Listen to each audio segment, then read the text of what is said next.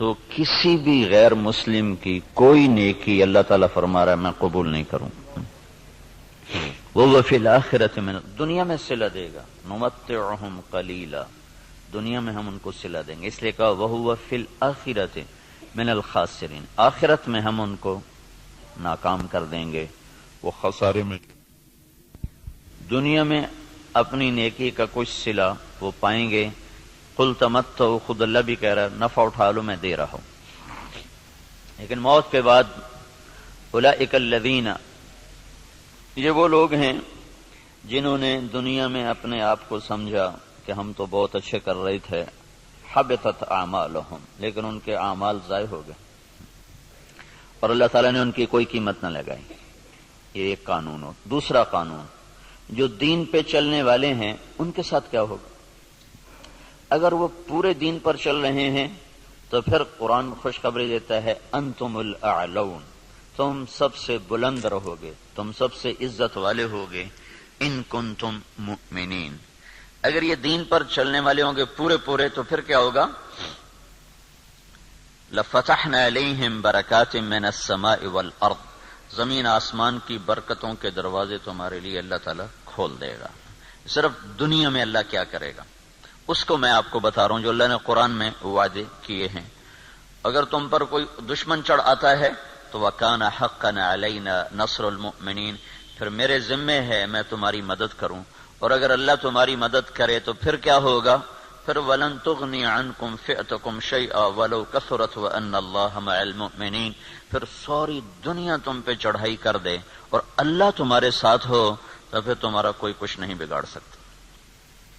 اللہ کے محبوب کا فرمان ہے، مسلم شریف کی روایت ہے، صحیح ساری کتابوں میں ہے، لن یغلب 12,000 من قلت، 12,000 اگر مسلمانوں کی تعداد ہو پوری دنیا میں، صرف 12,000، اور باقی ساری دنیا کا باطل ایک طرف ہو، تو انہیں اس وجہ سے شکست نہ ہوگی کہ یہ تھوڑے تھے، اس وجہ سے شکست نہیں ہوگی. اگر 12,000 کو شکست ہوئی ہے 12 لاکھ کے مقابلے میں یا 12 کروڑ کے مقابلے میں، تو شکست کی وجہ اللہ تعالیٰ کا نبی فرما رہا ہے کمی نہیں ہے، شکست کی وجہ ان کا اللہ سے تعلق کا ٹوٹنا یا ان کے اندر گناہوں کا پایا جانا، ورنہ 12,000 مسلمان ساری دنیا کے لیے کافی ہیں. لن یغلب 12,000 من قلت، 12,000 پر کوئی غالب نہیں آ سکتا. وَأَنَّ اللَّهَ، ویسے تو ایک مسلمان ہو تو اس پہ کوئی غالب نہیں آ سکتا جب اللہ ساتھ ہو. نبی ایک ہی تو ہوتا ہے، اکیلا نبی ہوتا ہے اور سارا کفر اس کے سامنے ہوتا ہے. اور ہود علیہ السلام تو ایسی قوم کے سامنے آئے تھے جن کے قد اس پلر کو دگنا کرو تو تب جا کے ان کا قد بنتا تھا. اتنے قد آور قوم تھی کہ 30 40 ہاتھ، یعنی کوئی 60 فٹ ان کا قد بنتا تھا. اور ان کے مقابلے میں اللہ نے لشکر کی بجائے ایک بھیجا، صرف ہود. وَإِلَىٰ عَادٍ أَخَاهُمْ هُودًا، ہم نے عاد کی طرف ہود کو بھیجا تو سارے مل گئے لیکن ہود علیہ السلام کو ہاتھ نہیں لگا سکتے، ایک ہی کافی ہوتا ہے. لیکن یہ اسباب کی دنیا ہے، اسباب کی دنیا ہے، تو یہاں بطور سبب یہ معجزات کا جہان نہیں، نبیوں کا معاملہ اور ہوتا ہے اور امت کا معاملہ اور ہوتا ہے. نبیوں کے ساتھ اللہ تعالیٰ کا نظام خصوصی چلتا ہے اور عام انسانوں کے ساتھ اللہ تعالیٰ کا نظام عمومی چلتا ہے. ہمیں مکڑی کے جالے سے اللہ نہیں چھپائے گا. کافر پہنچ گئے اور سامنے کھڑے ہوئے ہیں، اور وہ جب آپ ہجرت کی رات نکلے 27 صفر نبوت کے 14ویں سال، رات کو نکلے اور جا کر غار ثور میں چھپے تو کھوجی پاؤں کو دیکھتے دیکھتے غار پر پہنچ گیا لوگوں کو لے کر کہ یہاں پاؤں کا نشان ہے. لیکن اس کے پہنچنے سے پہلے اللہ نے ایک بیل اٹھائی، اس بیل میں مکڑیوں کو بھیجا، مکڑیوں نے جالا تن دیا اور ایک کبوتری نے انڈے دے دیے. جتنی دیر میں یہ لوگ پہنچے اتنی دیر میں یہ کام ہو چکا تھا. اب آگے کھوجی کہنے لگا پاؤں کا نشان یہاں تک، تو ابی بن خلف کہنے لگا یہ جالا تو محمد کی پیدائش سے بھی پہلے کا ہے، تو ہمیں کہاں لے کر آ گیا. اور دوسرا پھر آپ سامنے ہیں، یہ نہیں کہ کوئی چھپے میں غار ثور کو ٹیڑھا میں سیدھا ایسے چوڑا سا دہانا ہے اور اس کے سامنے بیٹھا ہوا آدمی نظر آتا ہے، یہ اللہ کا خصوصی نظام ہے، یہ عام انسانوں کے ساتھ نہیں چلتا. اس لیے اللہ کے نبی نے سبب کی دنیا کے لیے فرمایا کہ 12,000 اگر مسلمان ہوں تو انہیں کمی کی وجہ سے شکست نہیں ہو سکتی. اسکندریہ بڑا مضبوط شہر تھا مصر کا، اس کو فتح ہونے میں دیر ہو گئی اور مسلمانوں کا لشکر تھا 4,000 کا. تو حضرت عمرو بن عاص رضی اللہ تعالیٰ عنہ نے عمر رضی اللہ تعالیٰ عنہ کو خط لکھا کہ یہاں بہت بڑا لشکر ہے اور میں 4,000 کے ساتھ ان کا مقابلہ نہیں کر سکتا، آپ میری مدد کے لیے فوج روانہ کرو. تو عمر رضی اللہ تعالیٰ عنہ نے 4,000 اور بھیج دیے، 4,000، اور ان 4,000 کے ساتھ 4 آدمی ہیں، ایک زبیر بن عوام اور ایک مقداد بن اسود، یہ مہاجرین میں سے، اور عبادہ بن صامت اور مسلمہ بن مخلد، یہ انصار میں سے، 2 مدینے کے 2 مکہ کے. ان 4 کو ان کے ساتھ، تو یہ 4,000 جمع 4. تو عمر رضی اللہ تعالیٰ عنہ نے عمرو بن عاص رضی اللہ تعالیٰ عنہ کو خط لکھا کہ میں تیرے مدد کے لیے 4,000 آدمی بھیج رہا ہوں، ان کے ساتھ 4 آدمی اور ہیں، ان میں ہر آدمی 1,000 کے برابر ہے، 1,000 کے برابر ہے، لہذا میں 4,000 نہیں، میں 8,000 تیری مدد کے لیے بھیج رہا ہوں، اور تم پہلے سے 4,000 ہو تو تم 12,000 ہو گئے. تو 12,000 کو کمی کی وجہ سے کوئی شکست نہیں دے سکتا. تم جب میرا یہ لشکر پہنچے تو تم سارے مسلمانوں کو آخرت کی ترغیب دو اور اللہ کا نام لے کر قدم بڑھاؤ، اللہ تمہیں فتح عطا فرمائے گا. دنیا یعنی جن کی فراست کا لوہا مانتی ہے کافر بھی، اور وہ اتنے بڑے شہر پہ حملہ ہو رہا ہے، اور وہ کیا تدبیر اختیار کر رہے ہیں کہ 4,000 جمع 4 آدمی بھیج کر مطمئن بیٹھے، حالانکہ وہ 40,000 بھیج سکتے تھے. عمر رضی اللہ عنہ اس وقت اس سطح پر تھے کہ 40,000 بھیج سکتے تھے. 4,000 جمع 4. چند صحابہ ایسے ہیں جن کو 1,000 کے برابر مانا جاتا تھا کہ جہاں وہ ایک کھڑا ہے وہ 1,000 کے برابر ہے. قعقاع بن عمر تمیمی اور مقداد بن اسود اور رافع بن عمیرہ اور طلحہ بن خویلد اور عمرو بن معدی کرب اور براء بن مالک، یہ وہ لوگ ہیں جہاں ایک کھڑا ہوتا تھا تو کہا جاتا تھا 1,000 کھڑا ہوا ہے. تو یہ 4,000 جمع 4 وہاں پہنچے اور 8,000 کے ساتھ، او بھائی رہنے دو، کس نے کہا چھوڑ. تو عمرو بن عاص رضی اللہ تعالی عنہ نے لشکر کی کمان عبادہ بن صامت کے حوالے فرما دیا. عبادہ بن صامت کیسے شاہ سوار تھے؟ وہ جنگل میں نکل کے تہجد پڑھ رہے تھے، جنگل میں، جنگ کے دنوں میں. تو مصریوں کی ایک ٹولی اوپر سے نا راؤنڈ لگاتی ہوئی آ رہی تھی، 20 گھوڑ سوار، 20 آدمی، 20. تو انہوں نے دیکھا کہ ایک عرب سپاہی نماز پڑھ رہا ہے، تو انہیں ایک دم حملہ کیا. ان کی تلوار پاس تھی، انہوں نے پیچھے پلٹ کے دیکھا 20 یہ اکیلے ہیں، اور وہ گھوڑ سوار یہ پیدل. انہوں نے تلوار اٹھائی اور 20 میں سے 16 کو قتل کیا، باقی 4 بھاگ گئے. جب وہ بھاگے تو پھر اللہ اکبر، پھر نماز شروع کر. تو ان کے سر پہ انہوں نے امارت کا امامہ باندھا کہ آج تو بسم اللہ کر. تو عبادہ بن صامت رضی اللہ تعالیٰ عنہ بدری صحابہ میں سے ہیں، بدری صحابہ میں سے. تو یہ جو 4 آدمی بھیجے تھے، چاروں جنگ بدر کے شریک تھے. تو 12,000 نہیں تھے، 8,000 جمع 4 تھے. اور اسکندریہ جو مصر کا سب سے بڑا شہر تھا اور طاقتور اس کی فوج تھی، اللہ نے 8,000 کے ذریعے سے اس زیر کروا دیا کہ 12,000 کو شکست ہو گئی. تو سمجھو کہ کمی کی وجہ سے نہیں، کوئی اور ہے. اب تو 1 ارب مسلمان ہیں، 1 ارب مسلمان ہیں، اور ذلت چھائی ہوئی ہے. اور اس سے عجب بات یہ ہے کہ دنیا کی سب سے طاقتور چیز اس وقت تیل ہے. تیل کے ساتھ پہیہ گھومتا ہے، تیل کے ساتھ جہاز اڑتا ہے، بم گرانے کے لیے اسے تیل چاہیے. ساری دنیا کا 70% تیل اللہ نے مسلمانوں کی زمین کے نیچے رکھا ہوا ہے. دنیا میں جتنا تیل ڈھونڈا جا چکا ہے اس کا 70% اللہ تعالیٰ نے عربوں کو دے دیا ہے، مسلمانوں کو دے دیا ہے. ٹوٹل 30% ساری دنیا میں اور 70% مسلمانوں کی زمین میں. اور پھر ذلت. تو میں یہ بتا رہا تھا کہ اگر ہم پورے مسلمان ہیں تو پھر اللہ کا قانون کیا ہے؟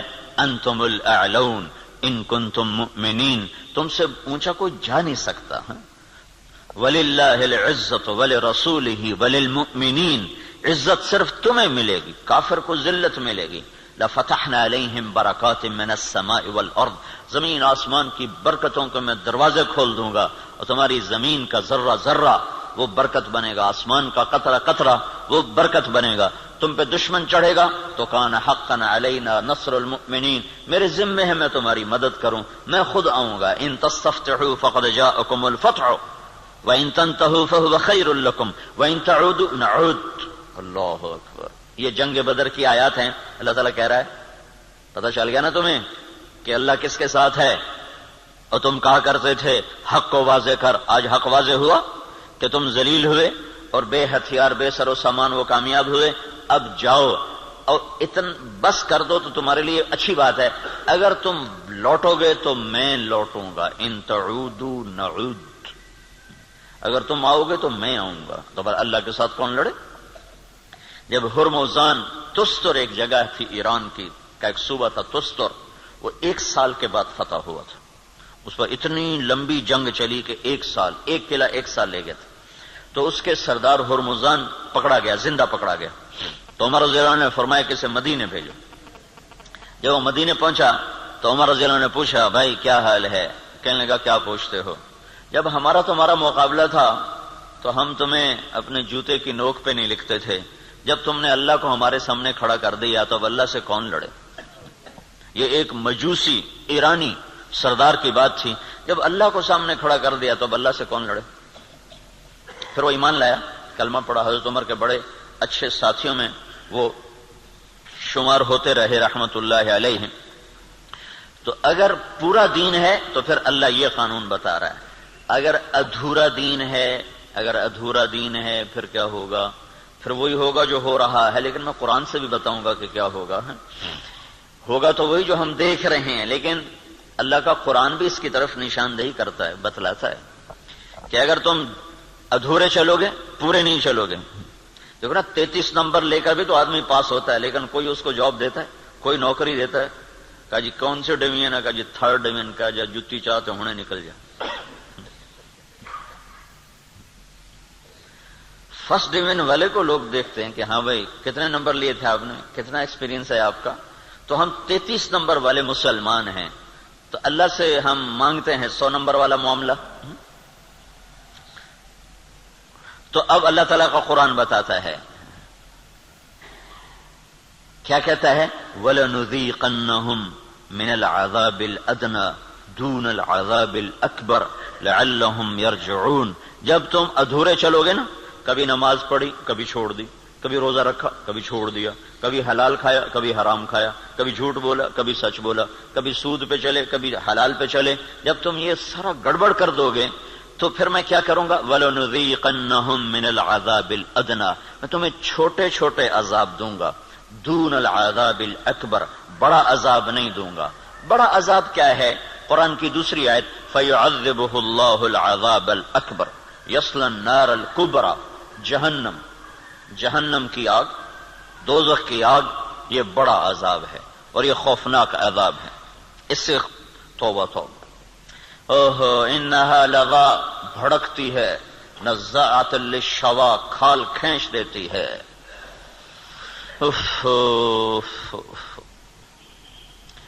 اللہ تعالیٰ کہہ رہا ہے میں چاہوں گا کہ تمہیں دوزخ میں نہ ڈالوں، یہیں صاف کروں. پھر بھی گناہ رہ گئے تو پھر جہنم میں جائے گا. پھر بھی اگر رہ گئے تو جہنم میں جائے گا. جب کوئی آدمی فرض نماز چھوڑ دیتا ہے اور پھر وہ توبہ نہیں کرتا، چھوڑی جاتا ہے تو اس کے نام کا ایک دروازہ جہنم میں کھول دیا جاتا ہے. اسے اس دروازے میں سے گزرنا پڑے گا چاہے ایمان پہ خاتمہ ہو. اللہ تعالیٰ کے نبی جب معراج پر گئے تو ایک جگہ دیکھا لوگ الٹے لٹکے ہوئے نا، تو ان کو نیچے سے آگ جلا رہی، ان کے پاؤں بندھے ہوئے رسے سے اور ان کو نیچے آگ جلا رہی. تو آپ نے پوچھا یہ کون لوگ ہیں؟ کہا جو روزہ نہیں رکھتے تھے. تو روزہ نہ رکھنا یہ تو مسلمان کے لیے، کافر سے تو روزہ مطلوب نہیں. ایک جگہ آپ نے دیکھا ایک آدمی لیٹا ہوا ہے تو ایک فرشتے کا ہاتھ میں پتھر ہے بہت بڑا، اس کے سر کے اوپر مارتا ہے، اس کا سر کیما ہو جاتا ہے. پتھر دور جا گرتا ہے، وہ پتھر اٹھانے جاتا ہے، واپس آنے تک اس کا سر ٹھیک ہو جاتا ہے، وہ پھر اس کے سر پہ پتھر مار وہ پھر قیمہ قیمہ ہو جاتا ہے۔ تو آپ نے پوچھا یہ کون ہے؟ کہ یہ وہ جو عشاء کی نماز پڑھے بغیر سو جاتا تھا، جو عشاء پڑھے بغیر۔ اور لاکھوں کروڑوں مسلمان ایک نماز بھی نہیں پڑھتے، عشاء کی کیا بات ہے، ایک بھی نہیں پڑھتے۔ تو بڑا عذاب آگے کا ہے، بہت خوفناک ہے، بہت خوفناک ہے۔ آگے آپ گئے تو آپ نے دیکھا ایک آدمی کا پیٹ ہے جیسے گنبد ہوتا ہے، گنبد کی طرح بڑا پیٹ ہے، اس پیٹ کے اندر سانپ گھسے ہوئے ہیں اندر، اور اس کو اندر سے ڈس رہے ہیں، اس کی چیخ و پکار ہے۔ تو آپ نے کہا یہ کون ہے؟ کہا یہ سود کھانے والے۔ تو بڑا عذاب آگے ہے، زلزلہ، دشمن کی چڑھائی، دشمن کے ہاتھوں قتل، دریاؤں کا سوکھ جانا، بجلی کا ختم ہو جانا، محبتوں کا اٹھ جانا، برکتوں کا اٹھ جانا، آپس کی لڑائیاں، قتل و غارت، بد امنی، مہنگائی، یہ ہے وَلَنُذِيقَنَّهُم مِّنَ الْعَذَابِ الْأَدْنَىٰ، چھوٹے چھوٹے عذاب دوں گا، دون العذاب الاکبر، بڑا نہیں دوں گا، لعلہم یرجعون، شاید تم مسجدیں بھر دو اور تم توبہ کر لو اور تم اللہ کے سامنے جھک جاؤ اور تم اللہ کو منا لو اور اللہ کے نبی کے طریقوں پر آ جاؤ تو ما یفعل اللہ بعذابکم ان شکرتم وآمنتم وکان اللہ شاکرا علیما۔ اللہ تعالیٰ فرماتا ہے تمہیں سزا دے کے مجھے کیا خوشی ہوتی، تمہیں سزا دے کے مجھے کیا خوشی ہوتی، تم انسان بنو اور جو کہتا ہوں کرو، جس سے روکتا ہوں چھوڑو، تو میں تمہیں عذاب دے کے مجھے کوئی خوشی نہیں ہے، لیکن تم میرے مان کے چلو، میرے بن کے۔ آپ 5000 تنخواہ دے کر اگلے کی کھال اتار دیتے، ذرا سا گڑبڑ کر دے تو اس کی ماں بیٹی نہیں چھوڑتے، اور اللہ تعالیٰ سر سے لے کر پاؤں تک وجود دیتا ہے، ایک سیل ساری دنیا مل کے نہیں بنا سکتی، ایک سیل میں جو جہان کام کر رہا ہے ساری دنیا عاجز ہے اس ایک سیل کا، صرف ایک سیل کا جہان سمجھنے سے دنیا کا انسان عاجز ہے، اور کئی خرب سیلز جمع ہوتے ہیں تب اللہ ایک انسان بناتا ہے، ہر سیل میں ایک کائنات ہے جس کا نظام اللہ تعالیٰ چلاتا ہے، تو اس کے بعد اس کا اتنا حق نہیں ہے کہ میری مان کے چل، میری مان، اطیع اللہ و اطیع الرسول، اللہ کی مانو اور اللہ کے رسول کی مانو، اپنی مرضی پہ نہ چل۔ اور پھر اس میں اللہ تعالیٰ ایک ہمارے ساتھ سودا کرتا ہے کہ عبدی انت ترید وانا ارید ولا يكون الا ما ارید فان سلمت لي فيما ارید كفيتك فيما تريد وان لم تسلم لي فيما ارید اتعبتك فيما تريد ولا يكون الا ما ارید۔ اے میرے بندے، ایک تیرا ارادہ ہے، ایک تیرے رب کا ارادہ ہے، جو تو چاہتا ہے وہ اللہ کے ارادے کے بغیر نہیں ہو سکتا، جو اللہ چاہتا ہے وہ تمہارے بغیر کر دیتا ہے۔ تو ایک کام کرو، یہ اس چند روزہ زندگی میں جو میں کہوں کرتے جاؤ کرتے جاؤ کرتے جاؤ کرتے جاؤ، یہ نہ دیکھو کہ نفع کیا ہے نقصان کیا ہے، یہ دیکھو کہ اللہ کیا چاہتا ہے اور اللہ کا رسول کیا کہتا ہے، بس تم یہ کرتے جاؤ تو کیا ہوگا، کفیتک فیما ترید، جو تم چاہو گے میں کر دوں گا۔ وَإِن لَّمْ تُسَلِّمْ لِي فِيمَا أُرِيدُ، اگر تم نے یہ نہ کیا تو أَتْعَبْتُكَ فِيمَا تُرِيدُ وَلَا يَكُونُ إِلَّا مَا أُرِيدُ، تو پھر میں تمہیں تیری چاہتوں میں تھکا دوں گا، تو جو خوار کر دوں گا اور ہوگا وہ جو تیرا رب چاہتا ہے۔ تو ادھورے دین پر کیا ہوتا ہے، ادھورے دین پر ہاں اللہ تعالیٰ یوں کہتا ہے ضرب اللہ مثلا قریة كانت آمنة مطمئنة يأتيها رزقها رغدا من كل مكان فكفرت بأنعم الله فأذاقها الله لباس الجوع والخوف بما كانوا يصنعون۔ جب تم دین پر چلتے ہو تو اللہ کہتا ہے میں خوف دور کر دیتا ہوں، ولا يبدلنهم من بعد خوفهم امنا، میں خوف دور کرتا ہوں، امن قائم کرتا ہوں، بے برکتی دور کرتا ہوں، برکتیں لے کر آتا ہوں۔ اور جب تم بگڑتے ہو تو پھر میں کیا کرتا ہوں کہ میں ساری برکتیں واپس لیتا ہوں، پھر اور کیا کرتا ہوں، پھر میں خوف طاری کرتا ہوں اور بھوک طاری کرتا ہوں۔ فَأَذَاقَهَا اللَّهُ لِبَاسَ الْخَوْفِ وَالْجُوعِ، جب تم میری مانتے ہو تو زمین آسمان تمہاری نوکری کرتے ہیں، اور جب تم پھر ٹکراتے ہو تو پھر کیا ہوتا ہے کہ میں برکتیں واپس لیتا ہوں اور بھوک اور خوف کا لباس پہنا دیتا ہوں۔ دیکھو یہاں لباس کا ہے، لباس ہے، لباس سارے جسم پر ہوتا ہے، خوف دل کی کیفیت کا نام ہے اور بھوک پیٹ کی کیفیت کا نام ہے۔ صرف پیٹ میں بھوک ہوتی ہے اور سارا بدن بے قرار ہوتا ہے، صرف دل میں خوف ہوتا ہے اور سارا بدن بے قرار ہوتا ہے، اور اگر جسم کے ایک ایک رونگٹے میں بھوک پڑ جائے اور ایک ایک رونگٹے میں بھوک ڈال دی جائے اور ایک ایک رونگٹے میں اللہ تعالیٰ خوف ڈال دے تو پھر اس آدمی کا کیا حال ہوگا، یا اس معاشرے کا کیا حال ہوگا جس کے روئیں روئیں میں خوف اور بھوک کو ڈال دیا جائے۔ تو یہ اللہ تعالیٰ چھوٹے عذاب کی نشاندہی کر رہا ہے اپنی کتاب میں، اپنے قرآن میں، کہ جب تم نافرمانیاں کرتے ہو تو ظہر الفساد فی البر والبحر، زمین و آسمان میں، بر خشکی اور تری میں، کبھی سمندروں میں موجیں اٹھتی ہیں، کبھی زمین کی برکتیں گم ہو جاتی ہیں، کبھی زمین کپ کپاتی ہے، کبھی پہاڑ لرز جاتے ہیں، کبھی آسمان بے موسم بارشوں پہ اتر آتا ہے، کبھی ہوائیں پاگل ہو جاتی ہیں، کبھی محبتیں مٹ جاتی ہیں۔ یہ کیوں ہوتا ہے؟ یہ کیوں ہوتا ہے؟ جب تم بما کسبت ایدی الناس، یہ تمہارے اپنے ہاتھوں کی کمائی سے ہوتا ہے، تمہارے اللہ کا ارادہ نہیں، تمہارے اپنے ہاتھوں سے ہوا ہے۔ بما کسبت ایدی الناس، یہ تمہارے اپنے ہاتھوں کی وجہ سے ہے۔ لیذیقہم بعد الذی عملوا، اللہ کہہ رہا ہے یہ تمہارے پوری سزا نہیں ہے، چھوٹی سزا، تھوڑی سزا، تھوڑی سزا کہ تم اللہ کی طرف رجوع کرو۔ تو بھائیو، مکمل دین ہے تو اللہ کا قانون اور ہے، ادھورا دین ہے اللہ تعالیٰ کا قانون اور ہے۔ زمین آسمان اللہ کے ہیں، قانون بھی اللہ کا چلتا ہے۔ زمین آسمان اللہ کی بادشاہی ہے، حکم بھی میرے اللہ کا چلتا ہے، یہاں کوئی پر نہیں مار سکتا، دم نہیں مار سکتا۔ ایک کتاب میں نے حدیث پڑھی، اللہ تعالیٰ نے ایک نبی سے فرمایا، یاد رکھ تیرے بدن پہ جو مکھی بیٹھتی ہے نا، وہ بھی تیرے رب کی اجازت سے بیٹھتی۔ اور قرآن دیکھو، ما تسقط من ورقۃ الا يعلمها، پتے کو کہو کہ اللہ کی مرضی کے بغیر گر کے دکھا دو۔ صرف فیصل آباد کے درختوں کے پتے گنو تو گنے نہ جائیں، صرف پاکستان کے درختوں کے پتے گنو تو گنے نہ جائیں، تو کل کائنات میں کتنے جنگل، پھر سمندر کے جنگل جو پانی کے اندر درخت ہیں وہ زمین کے درختوں سے زیادہ ہیں۔ اللہ نے پانی کے اندر بے شمار جنگل بنایا ہوا ہے، تو آپ نے اس کی شہنشاہی دیکھو کیا کہتا ہے، ایک پتا بھی گرتا ہے تو تیرے رب کے امر کے ساتھ ہے، تیرا اللہ اسے جانتا ہے۔ جاننے کا مطلب ہے کہ اس کے امر سے گرتا ہے۔ ولا حبہ، کوئی دانہ، فی ظلمات الارض، زمین کے اندھیروں میں، ولا رطب ولا یابس، کوئی خشک و تر، الا فی کتاب من مبین، ہر شے تیرے رب کی کتاب میں ہے۔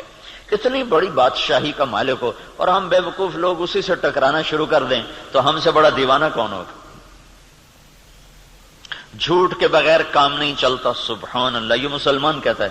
سود کے بغیر کام نہیں چلتا، یہ مسلمان کے جب بول ہوں تو زمین آسمان کانپے نہ تو کیا کرے؟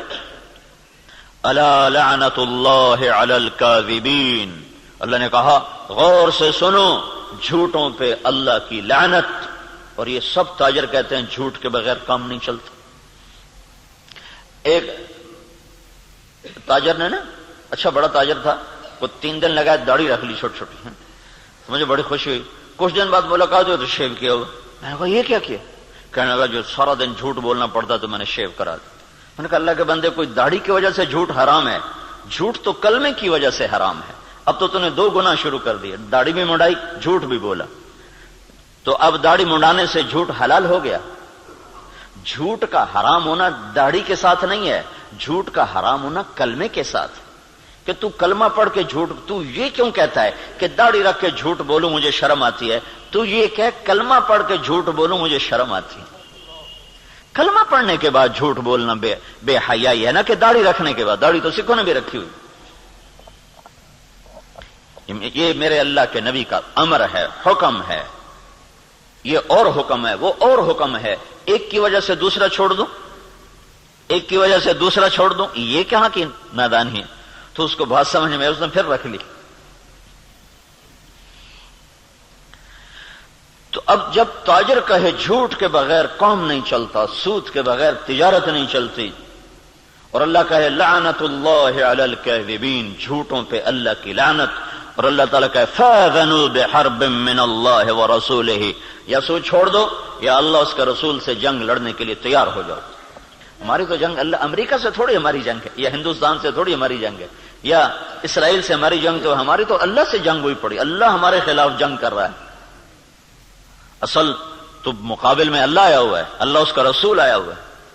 صرف اللہ اکیلا نہیں ہے، یعنی ایسا اعلان اللہ نے کسی جگہ کیا ہی نہیں. تو کتنی بے غیرتی ہے کفر. دنیا کا سب سے بڑا گناہ ہے کفر. دنیا کا سب سے بڑا جرم ہے شرک اور کفر، کہ شہنشاہ اعظم خلاق علیم کو نہ ماننا، یا ماننا تو اس کا شریک ماننا. اللہ تعالیٰ نے اس کے لیے نہیں کہا کہ میں تیرے خلاف لڑائی کروں گا. ان کو دھمکیاں دیں جہنم میں ڈالوں گا، آگ میں ڈال دوں گا، تباہ کر دوں گا. لیکن سود کھانے والا 5 وقت کا نمازی بھی ہے تو اللہ کہتا تیار ہو جا، تیری میری جنگ ہے. اور صرف میری نہیں، میرا رسول بھی تیرے ساتھ جنگ کرے گا. میں بھی کروں گا، میرا رسول بھی کرے گا. بڑا جگر ہے لوگوں کا جو اتنے بڑے اعلان کے بعد کہیں جی سود کے بغیر تو پھر کام نہیں چلتا. تو یہ جب دین ادھورا ہوتا ہے تو پھر کیا ہوتا ہے، یہ سارا میں آپ کو قرآن پاک سے بتا رہا ہوں.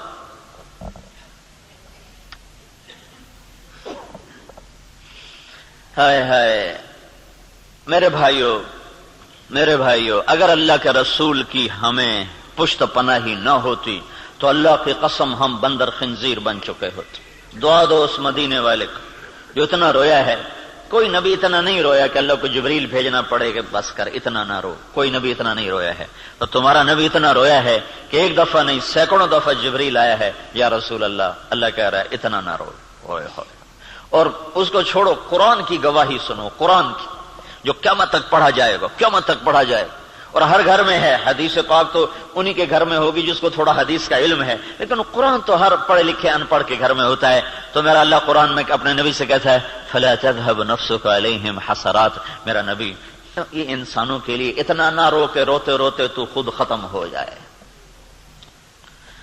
یہ اگر ان کے آنسو نہ ہوتے اور ان کی دعائیں نہ ہوتی اور ان کا رونا دھونا نہ ہوتا تو اللہ ہم پر بھی ایسے ہی رندہ چلاتا جیسے پہلی قوموں پہ رندہ چلا کہ بندر بنا دو، خنزیر بنا دو، پتھروں سے دبا دو، پانیوں سے بہا دو، ہواؤں سے اڑا دو، کر دیتا. اللہ کی ہم سے کیا رشتہ داری، کیا تعلق. ان اللہ لغنی عن العالمین. اللہ میں سب سے بے نیاز، سب سے غنی. سب سے پہلا رسول نوح علیہ الصلوۃ والسلام، اور 5 بڑے رسولوں میں ایک نوح علیہ السلام، ابراہیم علیہ السلام، موسیٰ علیہ السلام، عیسیٰ علیہ السلام، محمد صلی اللہ علیہ وسلم. 5 بڑے رسولوں میں 1,24,000 نبی اور رسول، 313 رسول. پھر 313 میں 5 سب سے اعلی نمبر، ان میں سب سے بڑے محمد الرسول اللہ صلی اللہ تعالی علیہ وسلم ہیں. تو اللہ تعالیٰ نوح علیہ السلام سے اللہ نے کہہ دیا انی اعظک ان تکون من الجاہلین. اللہ اکبر، اللہ اکبر. نوح دوبارہ سفارش کی تو نبوت جا سکتی ہے. اللہ اکبر. حالانکہ اللہ نے لینی نہیں تھی، لیکن اللہ نے اپنی بے نیازی دکھائی ہے کہ میں نے تمہیں کہا تھا کافر کے لیے دعا نہ کرنا، کافر کے لیے دعا نہ کرنا، اور یہ کافر ہے. انہ لیس من اہلک انہ عمل غیر صالح فلا تسألنی ما لیس لک به علم انی اعظک ان تکون من الجاہلین. اس لیے تو نوح علیہ السلام قیامت کے دن کہیں گے میں نہیں آج سفارش کر سکتا، میں نے اپنے بچے کے لیے دعا مانگی تھی. اور نوح علیہ السلام کو پتہ نہیں تھا کہ یہ کافر ہے. اگر پتہ ہوتا تو کبھی نہ مانگتے. اس لیے انہوں نے کہا لا تکن من الکافرین. اگر پتہ ہوتا تو کہتے لا تکن من الکافرین. انہیں پتہ نہیں تھا، وہ منافق تھا. کہا لا تکن مع الکافرین. مع اور من، مع کا مطلب تھا کہ تو مسلمان ہے تو کافروں کے ساتھ کیوں جا رہا ہے. ان کو معلوم نہیں تو اس نے اپنا کفر چھپائے رکھا. اگر معلوم ہوتا تو پھر کہتے لا تکن من الکافرین، کافروں میں سے مت ہو.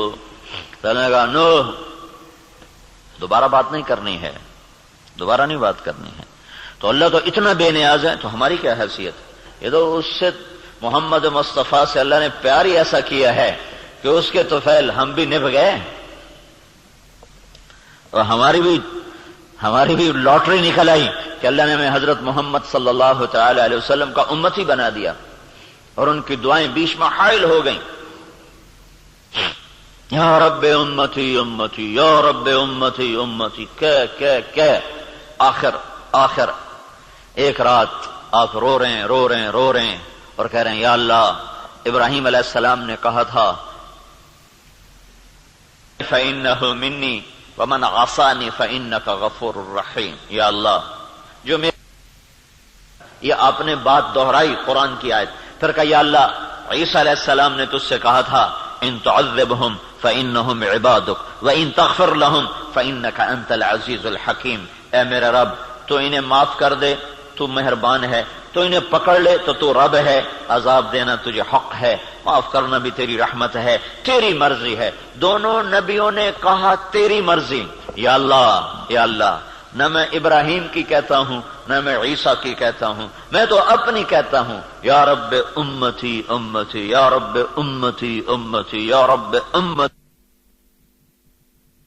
تیار کردہ مواعظ اسلامیہ کیسٹ سینٹر بیرون تبلیغی مرکز ابدالی روڈ ملتان 24 گھنٹے رابطے کے لیے 0301 74 60 371 پر رابطہ کریں. ابراہیم کی کہتا ہوں نہ میں عیسیٰ کی کہتا ہوں، میں تو اپنی کہتا ہوں یا رب امتی امتی یا رب امتی امتی یا رب امتی امتی.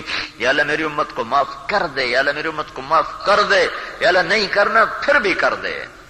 اور اتنا روئے کہ پھر جبریل کو آنا پڑا. یا رسول اللہ تعالیٰ پوچھ رہے ہیں آپ کیوں رو رہے ہیں؟ کہا جبریل مجھے میری امت رلا رہی. تو پھر اللہ تعالیٰ نے پیغام بھیجا سنردیک فی امتک، میں تجھے تیری امت کے بارے میں خوش کر دوں گا. یہ دعائیں بیچ میں حائل ہیں، ورنہ اللہ کو کیا پرواہ ہے. ما خلقکم ولا بعثکم الا کنفس واحدہ، تم سب کو مار دوں ایسا جیسے میں نے ایک کو مارا، تم سب کو اٹھا دوں ایسا جیسے میں نے ایک کو اٹھایا. کیا حیثیت ہے پتنگے پروانے میں اور ہم میں؟ کیا فرق ہے اس شہنشاہ عظیم کے دربار میں؟ سارا آسمان سجدوں سے بھرا پڑا ہے، کیا پرواہ ہے.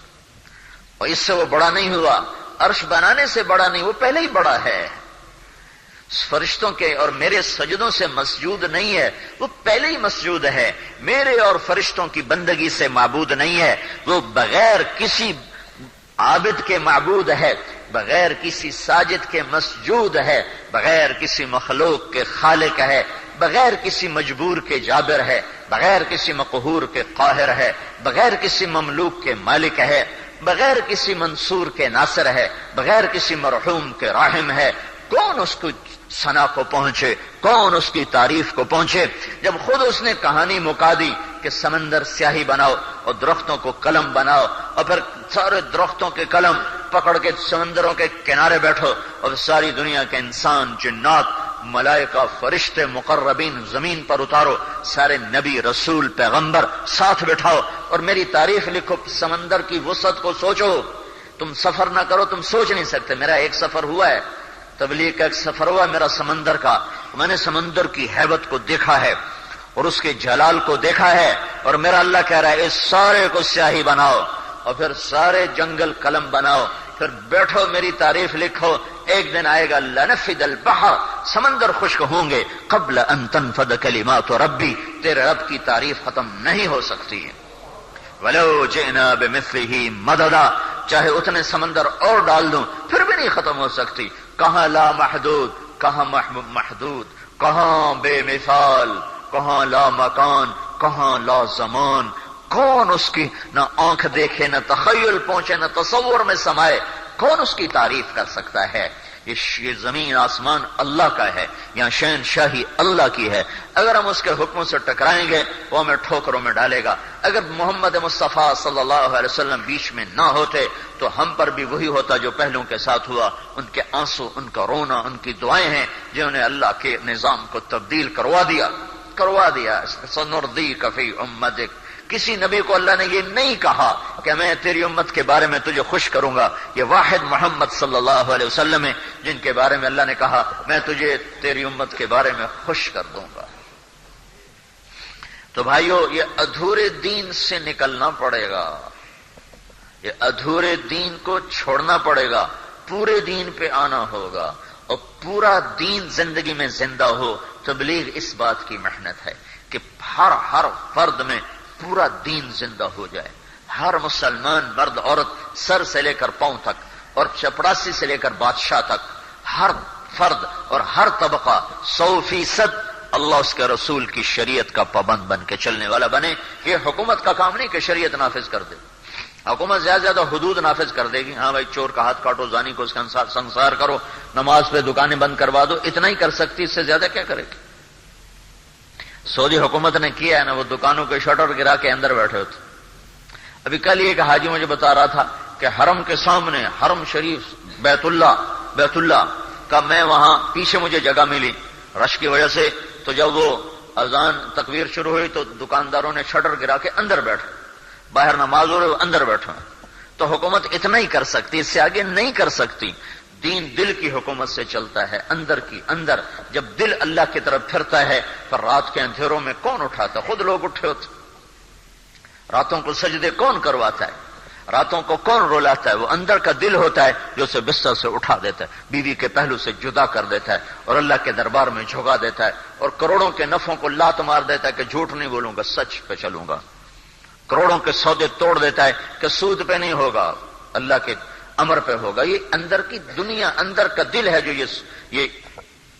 یہ حکومت قائم کرتا ہے، باہر سے نہیں ہو سکتا. تو تبلیغ یہ محنت ہے کہ ہر مسلمان پورے دین پر چلنے والا بنے. پورے دین کے بغیر نجات نہیں، پورے دین کے بغیر ہم سیدھے جنت میں نہیں جا سکتے. سیدھے جنت میں جانے کے لیے 4 کام کرنے ضروری ہیں. 4 کام کے بغیر سیدھی جنت نہیں ملے گی. والعصر ان الانسان لفی خسر، مجھے قسم ہے زمانے کی، ساری دنیا کے انسان ناکام ہو گئے. یہاں جو نا اللہ تعالیٰ نے کائنات کو ایک سمندر سے تشبیہ دی ہے، اور انسانیت کو ایک سفینے اور کشتی کے سوار لوگوں سے تشبیہ دی ہے، اور ان کو یوں سفینے کو ڈوبتے دکھایا ہے کہ کشتی ڈوب گئی، اندر چلی گئی، کوئی نہیں بچا. والعصر، یہ آیت مجھے جبوتی میں سمجھ آئی جب کشتی ڈوبی. کتنے سال ہو گئے پڑے ہوئے، 1980 میں دورہ کیا. 3 سال پہلے جبوتی گیا تھا اجتماع، تو ایک کشتی ہمارے ساتھیوں کا، بڑا کشتی نہیں، پورا جہاز تھا، وہ ڈوب گیا. تو اس میں کوئی 125 شہید ہوئے. تو مجھے اس دن یہ آیت پوری طرح سمجھ آئی. والعصر ان الانسان لفی خسر، اللہ قسم ہے زمانے کی، اللہ کہتا ہے ساری کشتی ڈوب گئی، انسانیت کی کشتی ڈوب گئی. میں جب ہم پہنچے نا اجتماع کی جگہ، تو پیچھے سے فون آیا. تو شیخ سالم امیر تھے، انہوں نے کہا کہ ہماری آنکھوں کے سامنے وہ کشتی تھی، ہم آگے تھے وہ پیچھے تھے. تو وہ اس میں وزن زیادہ ڈال دیا تھا، وہ تجارتی تھی کشتی، ہماری کشتیوں نے اسپیشل کی تھی ہمیں آگے لے جانے کے لیے. تو میرے ذہن میں سارا اس کا خاکہ تھا. ہمارے ساتھ ہم یوں نکلے، وہ پیچھے کھڑے ہیں، ہم سے آدھا گھنٹہ بعد وہ روانہ ہوئے، اور 1 کلومیٹر بعد جا کر وہ ڈوب جاتے ہیں. تو شیخ سالم نے کہا کشتی غرقت السفینۃ، کشتی ڈوب گئی. تو بن سوچے میں نے کہا کوئی بچا؟ میں کوئی بچا؟ ابھی پتہ کوئی نہیں، ابھی پتہ کوئی نہیں. تو اس دن مجھے یہ آیت سمجھ میں آئی. والعصر، قسم ہے زمانے کی، ان الانسان لفی خسر، ناکامی کو سمندر دکھایا ہے اور انسانیت کو کشتی دکھایا ہے، اور انسانیت کی کشتی کو ناکامی کے سمندر میں ڈوبتے دکھایا ہے کہ سارا فیصلہ آباد اور سورا ہند سندھ ناکامی کے سمندر میں غرق ہو گیا.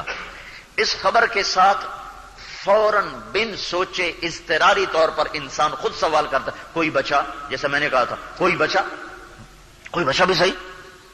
تو اللہ تعالیٰ نے کہا ہاں بچ گئے، کچھ بچ گئے. جو 4 کام کرنے والے تھے وہ بچ گئے، باقی سارے چلے گئے. 4 کام والے بچے ہیں، باقی سب گئے. کون؟ الا الذین آمنوا، جو ایمان لائے، وعملوا الصالحات، جنہوں نے زندگی کو اللہ کے رسول کی زندگی کے مطابق ڈھال دیا. وتواصوا بالحق، پھر جنہوں نے دعوت کا کام کیا، حق کی دعوت دی، اور صرف دعوت نہیں دی. وتواصوا بالصبر، بلکہ صبر کے ساتھ جمے رہے. یہ 4 جن کے پاس تھے نا ہوا کے مشکیزیں، وہ جب ہم چلے نا اندر سمندر میں، وہ جب تھی تو انہوں نے وہ لائف جیکٹس نکال لی، وہ جن میں ہوا بھرتے ہیں نا، وہ انہوں نے نکال کے نا پہننا شروع کر دی کہ اگر کچھ ہو جائے تو وہ لائف جیکٹس ہیں جس میں ہوا بھر لیتے ہیں، تو وہ اوپر نیچے کوئی ہو بھی جائے تو وہ تیرتے رہتے ہیں، پیچھے سے مدد آ جاتے ہیں، نکال لیتے ہیں. تو اللہ تعالیٰ ہمیں 4 لائف جیکٹ بتا رہا ہے کہ 4 غبارے بھرو تب تیر سکو گے. 4 غبارے بھرنے پڑیں گے.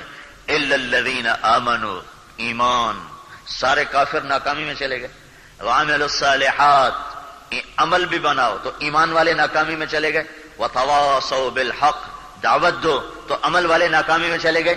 وتواصوا بالصبر، اور صبر بھی ہو تو سارے تبلیغ والے ناکامی میں چلے گئے. لیکن یہاں ناکامی اور ہے، پہلی ناکامی اور ہے. پہلی ناکامی کیا ہے؟ والعصر ان الانسان لفی خسر، ساری دنیا کے انسان جہنم کے سمندر میں غرق ہو گئے اور اللہ کی ناراضگی اور غیظ و غضب کا شکار ہو کر جہنم کی آگ میں چلے گئے. پہلی ناکامی یہ ہے. کوئی بچا میرے مولا کہاں؟ الا الذین آمنوا، ایمان والے بچ گئے، ایمان والے بچ گئے. تو پہلے گئے دوزخ میں اور گئے ہمیشہ کے لیے، ایمان والے بچ گئے. وعملوا الصالحات، ایمان والے دوزخ میں نہیں جا رہے. اب اگلا مقام وعملوا الصالحات، ہاں ایمان والے بھی دوزخ میں جائیں گے. کون؟ جنہوں نے عمل نہ کیا، جنہوں نے اچھے عمل نہ کیے، جنہوں نے اللہ کے رسول کی زندگی کے مطابق زندگی نہ گزاری. تو پھر ان میں اور کافر میں کیا فرق ہے؟ وہ بھی تو ناکام اور یہ بھی ناکام. کہیں ان میں فرق ہے. یہ ایمان والے ہیں، یہ ایک دن اپنے گناہوں کی سزا بھگت کے جنت میں چلے جائیں گے اور کافر ہمیشہ جہنم میں رہیں گے. ایک دن ایسا ہوگا کہ کافر مسلمانوں سے کہیں گے تمہارے ایمان نے تمہیں کیا نفع دیا؟ تم بھی آگ میں، ہم بھی آگ میں. یہ کافر کہیں گے مسلمانوں سے تمہارے ایمان نے تمہیں کیا نفع دیا؟ تم بھی آگ میں، ہم بھی آگ میں. تو اللہ تعالیٰ فرمائے گا جس نے زندگی میں ایک دفعہ بھی میرا کلمہ پڑھا ہو اس کو جہنم سے نکال دو. تو اس وقت سارے جہنم سے نکلیں گے. جب وہ نکلیں گے تو پھر کافر کہیں گے ربما یود الذین کفروا لو کانوا مسلمین. 14واں سپارہ کہ ہائے کاش ہم نے یہ کلمہ پڑھا ہوتا. خالی کلمہ پڑھ لینا بشرطے کہ اس پہ موت آ جائے، موت بھی اسی پہ آ جائے. تو یہ اللہ اپنے قانون پر عمل کرے گا تو جہنم میں ڈالے گا، اپنی رحمت کو دیکھے گا تو چاہے بے عمل ڈال دے جنت میں. کون پوچھنے والا ہے؟ کفل، میرے نبی نے فرمایا چند دن پہلے ترمذی کے سبق میں یہ حدیث آئی. بنو اسرائیل کا ایک شخص تھا، اس کا نام تھا کفل. ذل کفل نبی ہیں یہ کفل. ساری زندگی اس کی شراب اور زنا میں تھی. ہر رات نئی عورت اس کے پہلو میں تھی. ایک رات ایک عورت وہ لے کر آیا 60 دینار دے کر. 60 دینار آج کا 6 لاکھ روپیہ بنتا ہے. 6 لاکھ ایک رات میں جو زنا پہ خرچ کر دے اس کو کتنا رزق ملا ہوا ہوگا. تو جب وہ کمرے میں داخل ہوا تو وہ لڑکی رونے لگی. تو اس نے کہا کیوں روتی ہو؟ اس نے کہا میں پیشہ ور نہیں ہوں، مجھے بھوک نے یہاں تک پہنچایا ہے اور میں اپنی عزت کے لٹنے پہ رو رہی ہوں. تو ایک دم اس کے چہرے کا رنگ بدل گیا اور اس نے کہا جا، اللہ تجھے تیری عزت مبارک کرے اور تو میرے لیے دعا کر، میں توبہ کرتا ہوں، آج کے بعد میں کسی گناہ کے قریب نہیں جاؤں گا. وہ لڑکی گھر میں نہیں پہنچی تھی کہ پیچھے یہ مر گیا، موت سر پہ کڑی تھی، مر گیا. تو چونکہ اس کی نافرمانی جگ جہان میں مشہور تھی تو کہیں یہ کوئی شاید اس کا جنازہ نہ پڑے. تو اللہ نے اس کے دروازے کے اوپر جب صبح لوگ اٹھے، کسی کو نہیں خبر کہ کفل مر گیا. صبح جب لوگ اٹھے تو اس کے دروازے کے اوپر لکھا ہوا تھا ان اللہ قد غفر للکفل، اللہ نے کفل کی بخشش کر دی. ہاں شہنشاہ ہے، تھانے دار نہیں ہے، کریم ہے، رحیم. لیکن اس کی رحمت کا مطلب غلط نہیں ہے. ہم پل پل اس کی مان کے چلیں گے، پھر اس کی رحمت کی آس رکھیں گے. تو اللہ تعالیٰ نے اس کے دروازے پہ لکھوا دیا کہ اللہ نے کفل کو معاف کر دیا. تو یہ اس کی رحمت ہے. میں قانون بتا رہا ہوں، اگر کافر ہے کبھی آگ سے نہ نکلے گا، کبھی نہیں. ایمان والا ہے ایک دن آئے گا کہ یہ جہنم سے نکلے گا، ایک دن آئے گا. اب کتنے سال یہ اللہ جانتا ہے، کتنے ہزار سال یہ اللہ جانتا ہے، یہ اللہ کا علم ہے، اسی کے پاس ہے. تو عامل الصالحات کی شرط لگانے سے ایمان والے ناکام ہو گئے. لیکن اس ناکامی کی تفصیل یہ ہے کہ یہ جائیں گے جہنم میں، یہ ناکامی ہے۔ ان کی ناکامی کیا ہے؟ یہ سیدھے جنت میں نہیں گئے، یہ جہنم براستہ جہنم جنت میں گئے ہیں۔ وعملوا الصالحات، عمل الصالحات کی شرط لگنے سے ایمان کی ناکامی بتائی۔ تیسری شرط وتواصوا بالحق، عمل تو کرتے رہے، دعوت کا کام نہیں کیا۔ اس امت کا ترہ امتیازی دعوت ہے، هو اجتباکم، ہم نے تمہیں چنا، وَكَذَلِكَ جَعَلْنَاكُمْ أُمَّةً وَسَطًا، ہم نے تمہیں امت وسط بنایا۔ وسط کا ترجمہ ساری تفسیروں میں ہے اعتدال والی، درمیان والی امت وسط، اعتدال والی امت۔ جبوتی، میں اس کا ایک ترجمہ اور کرتا تھا، مجھے ایک ترجمہ اس کا اور سمجھ میں آیا تبلیغ کی وجہ سے نا، تبلیغ کی مناسبت سے، وَكَذَلِكَ جَعَلْنَاكُمْ أُمَّةً وَسَطًا۔ وسط کا ایک مطلب ہوتا ہے وسط، درمیان، اور ایک مطلب ہوتا ہے واسطہ۔ واسطہ وسط ایک ہی لفظ ہے، مطلب دو ہیں۔ ساری تفسیروں میں اس کا مطلب ہے ہم نے تمہیں امت وسط بنایا تھا، تم اعتدال والے ہو، تم میں غلو نہیں ہے کہ ہمارے دین میں رہبانیت نہیں ہے اور ہمارے دین میں سخت احکام نہیں ہے، بہت سہولتیں اللہ نے رکھی ہیں، تو ہم یہ امت ہیں۔ میں اس کا ترجمہ کرتا ہوں کہ ہم نے تمہیں بنایا امت واسطہ۔ عربی کے لحاظ سے یہ مطلب ٹھیک ہے، اس پر کوئی اشکال نہیں ہو سکتا، اعتراض نہیں ہو سکتا۔ ہم نے تمہیں بنایا ہے امت واسطہ، وَكَذَلِكَ جَعَلْنَاكُمْ أُمَّةً وَسَطًا، اے میرے محبوب کی امت، میں نے تمہیں امت واسطہ بنایا۔ واسطہ کیا مطلب؟ پہلے جیسے اللہ اور بندوں کے درمیان نبی واسطہ بنتا تھا نا، ورنہ بندے کیا جانے اللہ کون ہے۔ پھر آخر میں میرا نبی واسطہ بنا پوری انسانیت اور اللہ کے درمیان۔ اب اس کے بعد تم واسطہ ہو لوگوں کو اللہ تک پہنچانے کے لیے، تم بیچ میں ہو محمد مصطفیٰ اور انسانیت اور امت اور اللہ، یہ ایک چین بنتی ہے۔ تو محمد مصطفیٰ میرے اور تمہارے درمیان واسطہ ہیں، اور تم آگے انسانیت کے لیے تم واسطہ ہو۔ یہ میں نے اس کا ترجمہ کیا۔ تو ایک عرب عالم بیٹھے تھے، بڑے شاعر بھی، بڑے عالم میرے پاس آ گئے، کہنے یہ تو بڑی جرت کا کام ہے، تم قرآن میں یہ مطلب بیان کرتے ہو۔ میں نے کہا یہ بتاؤ عربی معنی کے لحاظ سے غلط ہے؟ کہ نہیں، عربی معنی کے لحاظ سے تو غلط نہیں ہے، لیکن کسی نے کہا ہو تو پھر دل ٹھگئی، یہ قرآن ہے، یہ کوئی لغت کی کتاب تو نہیں ہے۔ میں نے کہا اچھا انشاءاللہ میں دیکھوں گا۔ پھر میں پاکستان آیا تو جو پرانی تفسیر ہے نا، سب سے پرانی تفسیر قدیم، وہ ہے تفسیر طبری، جو سب سے پہلی تفسیر لکھی گئی وہ طبری ہے۔ تو اور تفسیروں میں تو یہ مطلب تھا نہیں، میں نے اس کو ڈھونڈنا شروع کیا، اس میں بھی مجھے نہیں ملا نا، تو میرا دل اللہ کے فضل سے جب وہ بحث ختم ہو رہی تھی تو وہاں مجھے اس کا مطلب وہ ملا جو میں بیان کر رہا تھا، وَكَذَلِكَ جَعَلْنَاكُمْ أُمَّةً وَسَطًا، کہ ہم نے تمہیں واسطہ بنایا ہے۔ میں نے اسی وقت فون اٹھایا، میں نے کہا شیخ فوزی وجد، دیکھو میں نے دیکھ لیا ہے تفسیر طبری میں صفحہ فلاں پر یہ لکھا ہے۔ کہنے کا بھانی لک، آپ کو مبارک ہو۔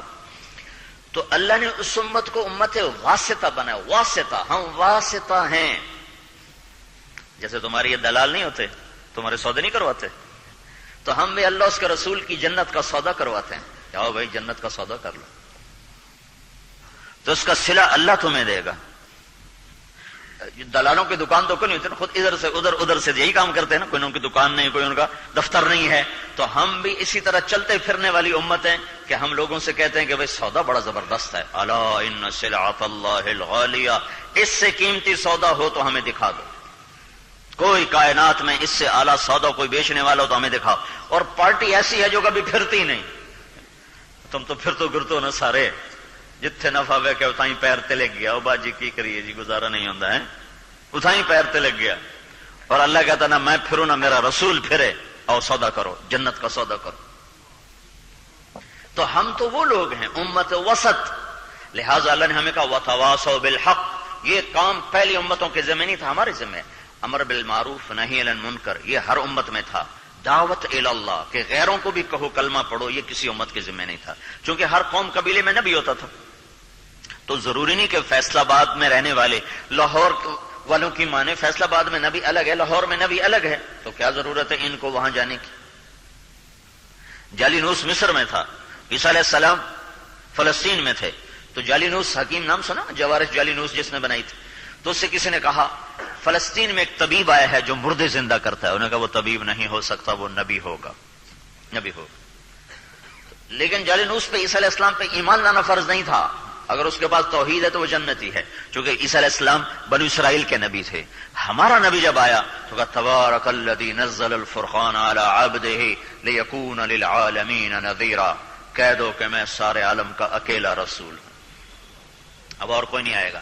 جب اور کوئی نہیں آئے گا تو پھر میرا نبی آج بھی زندہ ہوتا، ہم بھی صحابی بنتے. نوح علیہ السلام جتنی عمر تو لے آتے، 1450 سال ہوتی تو ہم سارے صحابی بن جاتے. تو اللہ تعالیٰ نے صرف 63 سال 4 دن میں واپس، اور یہ 63 سال 4 دن یہ چاند کے لحاظ سے، انگریزی لحاظ سے آپ کی عمر 61 سال 50 دن بنتی ہے. 61 سال 1 مہینہ 20 دن ٹوٹل. اتنی تھوڑی عمر، اتنا بڑا زمانہ، اتنی بڑی انسانیت. تو کذالک جعلناکم امۃ وسطا، تم ہو اب، تم صرف اپنی بندگی کرنے نہیں آئے ہو، تمہیں پیغام حق کو لے کر اوروں کے پاس بھی جانا ہے. اگر تم یہ کام نہیں کرو گے تو تم بھی ناکام ہو. وتواصوا بالحق، عامل الصالحات والے ناکام. اب یہ ناکامی کیا ہے؟ یہ ناکامی جہنم نہیں، یہ ناکامی ہے جنت کے درجات کی کمی. کہ تم وہ جنت نہیں لے سکتے جو یہ پائیں گے. جو دعوت اللہ والے، جو تبلیغ کا کام کرنے والے، جو اپنے جان مال کو لے کر لوگوں کے دروازوں پہ دستک دینے والے جس جنت کو پائیں گے تم وہ جنت نہیں پا سکتے. تو یہ ناکامی اب درجات کی کمی کی ناکامی ہے.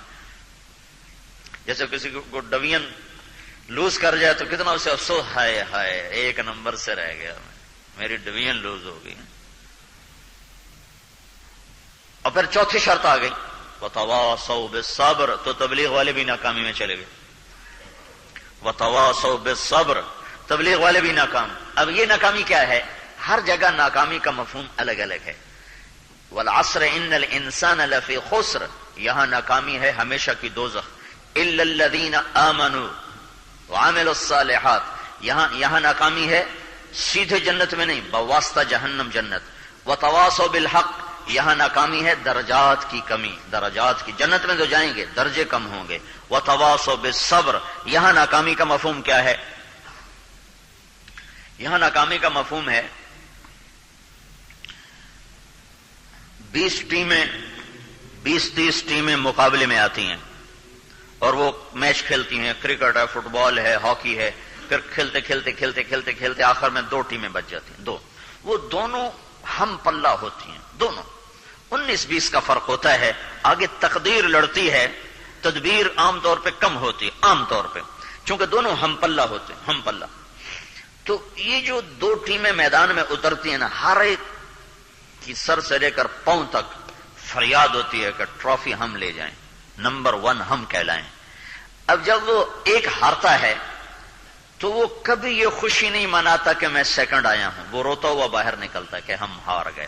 حالانکہ وہ تو نمبر 2 پر تو ہے نا، ان کو یہ مبارک تو ہے کہ انہوں نے ٹرافی تو نہیں جیتی، لیکن 2 نمبر پر تو ہے، نمبر 2 پر تو ہیں. لیکن نہ ان کے عوام خوش ہوتے ہیں نہ وہ ٹیم خوش ہوتی، وہ بھی روتے پھر روتے، ان کے عوام بھی رو رہے ہوتے ہیں ہماری ٹیم ہار گئی. حالانکہ اسی کا دوسرا رخ دیکھو تو بھائی تم یہ تو دیکھو کہ انہوں نے 20 ٹیموں کو پار کیا اور دوسرے نمبر پر پہنچے ہیں. یہ شاباش تو انہیں دو، لیکن انہیں یہ شاباش دینے کے لیے نہ قوم تیار ہوتی ہے، نہ وہ شاباش لیں گے جو خود تیار ہوتے ہیں کہ ہائے ہم ہار گئے. یہ جو چوتھی شرط ہے یہ ناکامی ہے کہ نمبر 1 پر یہ ہار جائیں گے، یہ پہلے نمبر پر نہیں آ سکتے. صبر کی شرط اگر مٹ گئی تو یہ وکٹری سٹینڈ یہاں نہیں آ سکتا. تو یہ 4 باتیں ہیں دنیا اور آخرت میں مکمل کامیاب ہونے کے لیے. یہ تبلیغ کا کام ان 4 کا جامع کام ہے. ایمان بھی سیکھ رہے ہیں، عمل بھی سیکھ رہے ہیں، دعوت بھی دے رہے ہیں، صبر بھی سیکھ رہے ہیں. اگرچہ چوتھی شرط ابھی بہت کم ہے چونکہ چوتھی شرط کا تعلق ہے اچھے اخلاق کے ساتھ، اور ابھی اچھے اخلاق والا چیپٹر کھلا ہی نہیں. یہ کھلا ہے تو کسی نے پڑھا ہی نہیں، پڑھا ہے تو کسی نے عمل ہی نہیں کیا ہے. عمل کیا ہے تو کرنے والے اتنے تھوڑے ہیں کہ اس کو آٹے میں نمک بھی نہیں میں کہہ سکتا. میں اپنے مدرسے میں بچوں کو جو اخلاقیات کے ابواب ہیں میں خود پڑھاتا ہوں کہ میں نے کہا تو دیکھو تم رفع یدین کرو پھر بھی جنت میں جاؤ گے، نہ کرو پھر بھی جنت میں جاؤ گے. اب امام شافعی کے کروڑوں ماننے والے سب رفع یدین بھی کر رہے ہیں، آمین بھی کہہ رہے ہیں، سورۃ فاتحہ بھی پڑھ رہے ہیں. اور امام ابو حنیفہ کے کروڑوں ماننے والے رفع یدین نہیں کر رہے، سورۃ فاتحہ نہیں پڑھ رہے، آمین اونچی نہیں کہہ رہے. اللہ کے فضل سے یہ بھی جنت میں جائیں گے، وہ بھی جنت میں جائیں گے. لیکن اگر تمہارے اخلاق بگڑ گئے تو تم کسی حال میں بھی جنت میں نہیں جا سکتے.